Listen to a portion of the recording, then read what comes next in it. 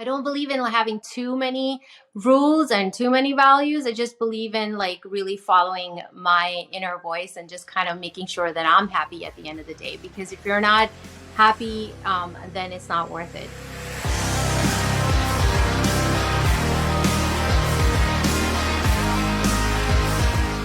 What are some of your values on your hierarchy? Like if you had to look at it in terms of,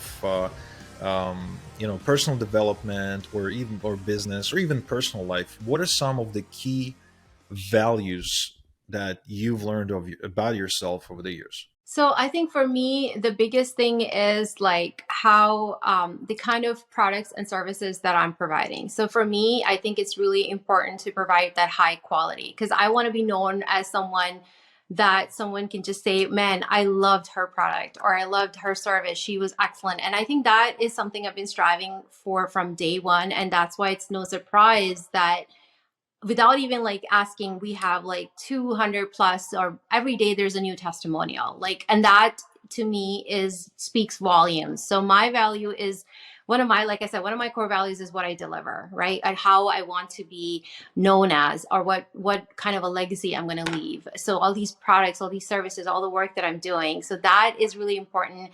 The other thing is like also like taking care of myself. Like I don't want to, I was a workaholic. So I learned the hard way by ended up being in an emergency room for an unexpected surgery is that I kind of worked, I'm too passionate.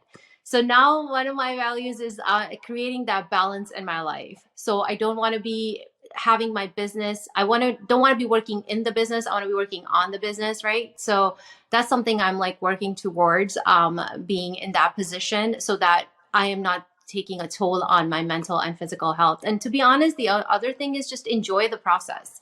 So I don't believe in I don't believe in having too many rules and too many values. I just believe in like really following my inner voice and just kind of making sure that I'm happy at the end of the day. Because if you're not happy, then it's not worth it. No amount of money, nothing is gonna like give you that fulfillment if you are, if you're not really walking on your life path and you're not enjoying the process. Yeah, sounds like spontaneity and free spiritism, if you will. There's definitely a value there.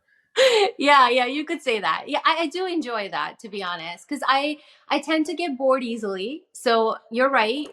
Being spontaneous and having that creative, that's why like I will create like new products. Sometimes I'll create, I know my first year I created like one product like every couple weeks, or in few weeks I created like four products. So I'm just like really good at that. When the inspiration strikes or when that spontaneous, enlightening experience happens or insight comes, I know like it's my moment to shine. So, yes, I do have that definitely in me, that fire in me.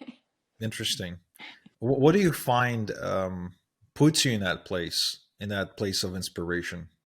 I would say it's my progress, the results.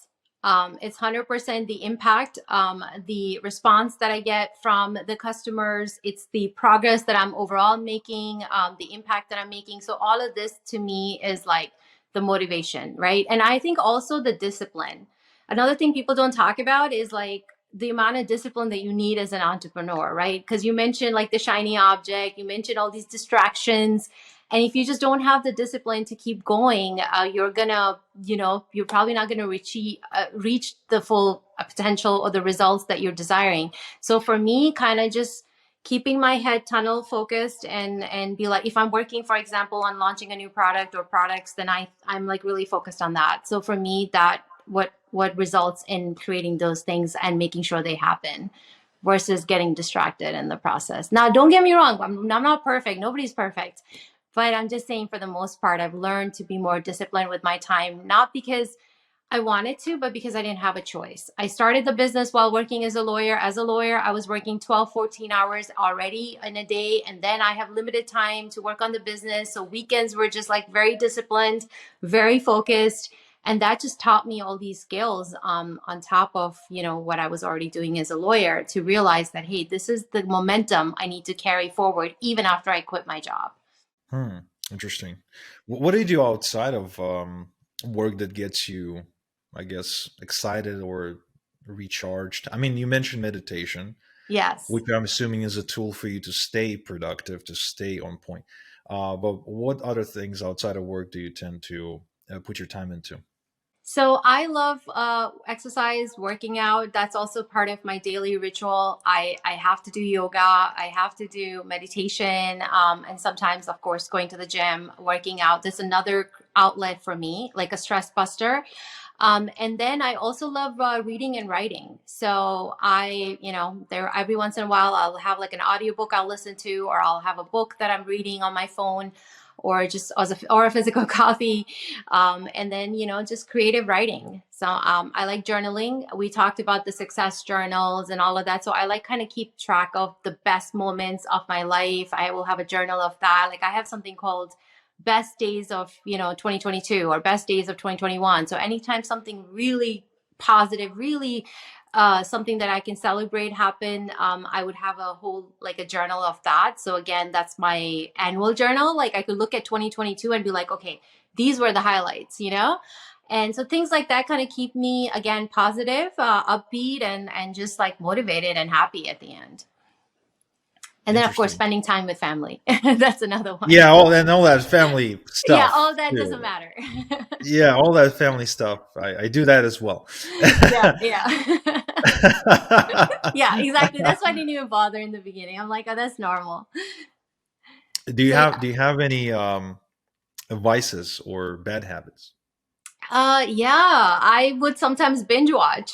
So, so if I get hooked on a show, then before I know it, they're like 5, 6 hours or more. Just kind of like I'll get addicted to something, and that's a problem. So, there goes my day, or I'll stay awake Do you past. binge watch like in the middle of the day, or do you try to keep yourself from doing that? So I try to honestly keep myself away. But I was listening. It's funny because you brought that memory. I was listening to one of your podcast episodes, and you mentioned that where you and your wife will sit down and watch some TV has to be on when you guys are eating. We have the same exact problem. And when I listen to that, I'm like, God, I'm like, that's me and my husband. So we would not just sit there and eat or talk. We have to have the TV on. So so what ends up happening as a byproduct of that is, so there'll be a show that he and I are into, for example, and then one episode, and next thing you know, it turns to a third episode or a fourth. So that does happen in the afternoons. So I prefer that he's not home. That's why. But the days he's home, hey, he ruins it for me. So I'm one of those wives that actually prefers that her man is like out of the house. Yeah, Because it's I wish my exciting. wife listened to this episode because she's the exact opposite. We'll be spending all this time at home together, and then I'll be gone for like an hour to hang out with a friend of mine who I meet usually once a week. To just He's very intuitive and very empathetic, so he really understands human emotions, almost like meeting with a really really supportive psychotherapist. You know what I mean? Yeah, that's And amazing. an amazing, amazing guy. And then I'll be back home, and she'll come in and she'll hug me, and she'll be looking at me like I'm just back from war. I was like, "What's up?" And she's like, "Oh, I missed you so much." I was like, I "I've was been only gone gone for for enough. 53 minutes." Like just relax. That's Let me ask you something. Let me ask something. So when me and my wife, when we watch a good show or movie, yeah. usually when it's over, we don't even talk about it. Really? Okay. We just move on with our lives. How is it with you guys, like with you and your husband? So we talk about it. We don't talk too much about the shows as much, but if it's a movie, I have to comment. I have to. Right. So I don't think it's so much him. He's more on the listening side, but it's me, the vocal one. So I have to give my feedback. So Interesting. I Okay. have to be the one to say, well, it was not that good, or it was this, or whatever my thoughts are in the moment. I have to just speak. I don't keep it inside. And he's mostly just either agreeing with me or just giving his 1 or 2 cents, and we move on from there. But yeah.